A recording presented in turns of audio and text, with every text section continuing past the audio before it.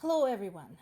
So it's been a week since the incursion of Ukrainian troops into Russia's Kursk region began, and I guess it took them that long to find out or figure out how to lie about it, and this is the best they could come up with. Now, it's likely that some of this is true. It wouldn't surprise me if it was true, for instance, that they sent some army reserves, some equipment, air support, definitely drones, to battle the Ukrainian armed forces. But what is questionable is when they start saying what they have destroyed and how much. And once again, this is the boy who cried wolf syndrome. As I mentioned before, the most egregious statement by Russian government and Russian media about the damages they dealt to Ukrainians was the statement about how many tanks they destroyed. And they said it was 17,000, and Ukraine never had, ever, more than 1/10 of that. I can understand being off by a couple hundred here and there, but this was off by a factor of 10. So, until we have confirmations from other sources of what Russians are saying, I wouldn't panic. Now, look at the bottom paragraph here. The statement by Ukrainian Foreign Ministry spokesperson Georgy Tikhui says that Ukrainians have no intention in keeping the Kursk region. We don't fucking want you, goddamn Russia.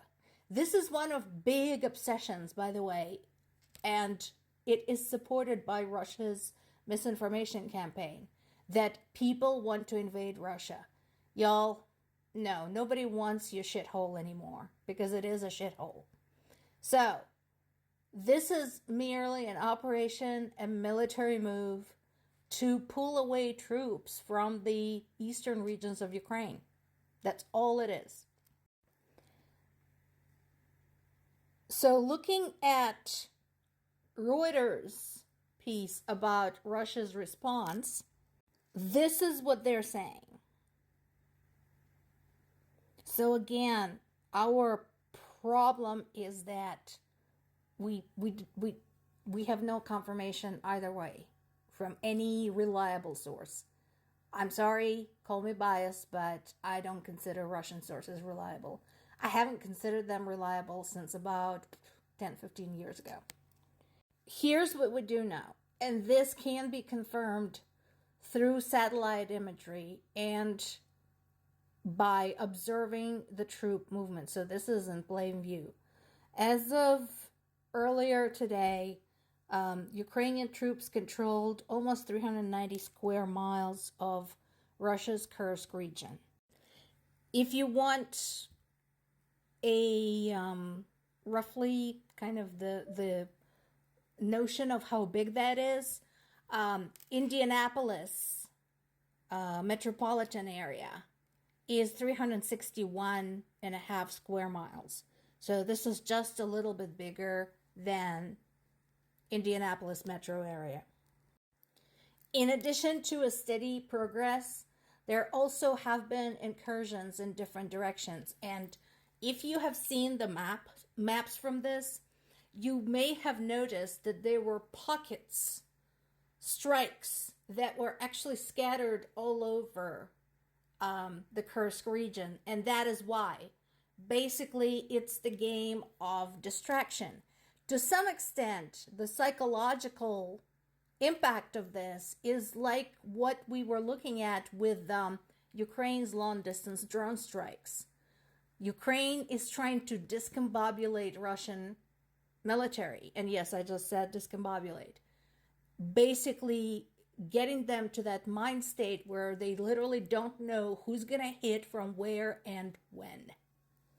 This is the map we have again from earlier today.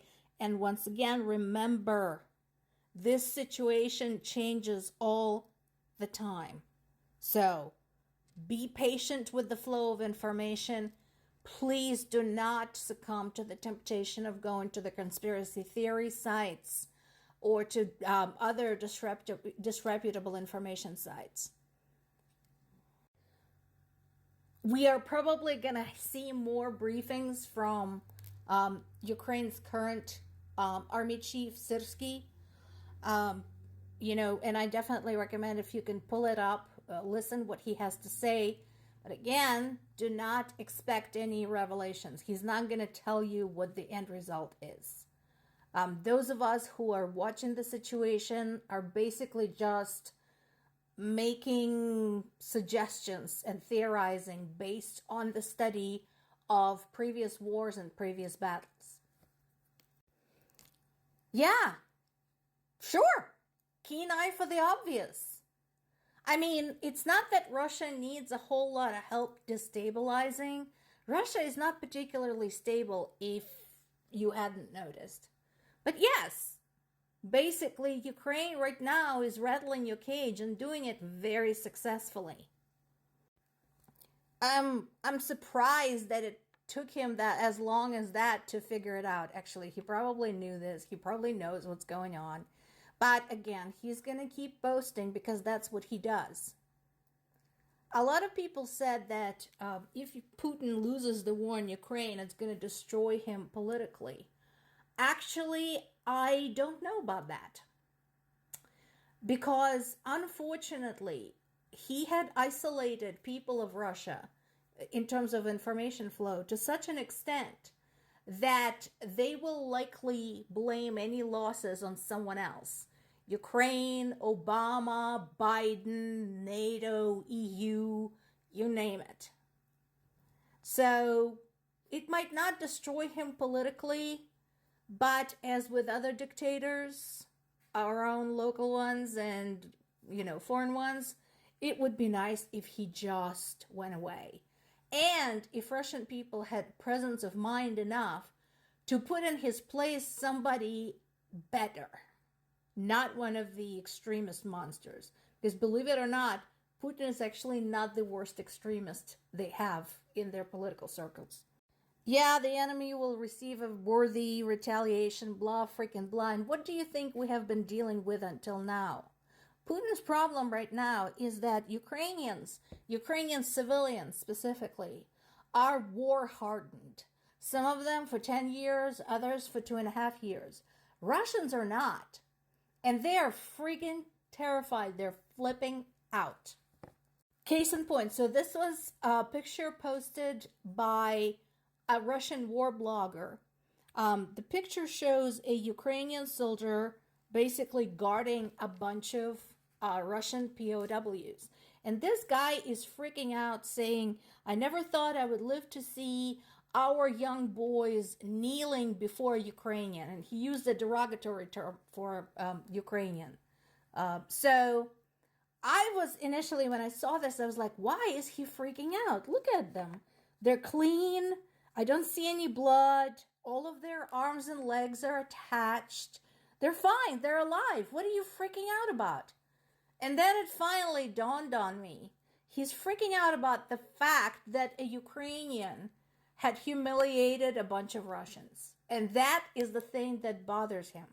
It doesn't bring him any comfort that these young boys who were hoodwinked into fighting this dumb war because Putin has an itch he can't scratch. That these young boys are alive, that they're okay. Probably they will be fed, clothed, they will get roof over their heads, they will get cell phones to call home. No, that does not bring him joy. Any concern for his young man is overwhelmed by the fact that they are kneeling before a Ukrainian person. And that's Russia for you.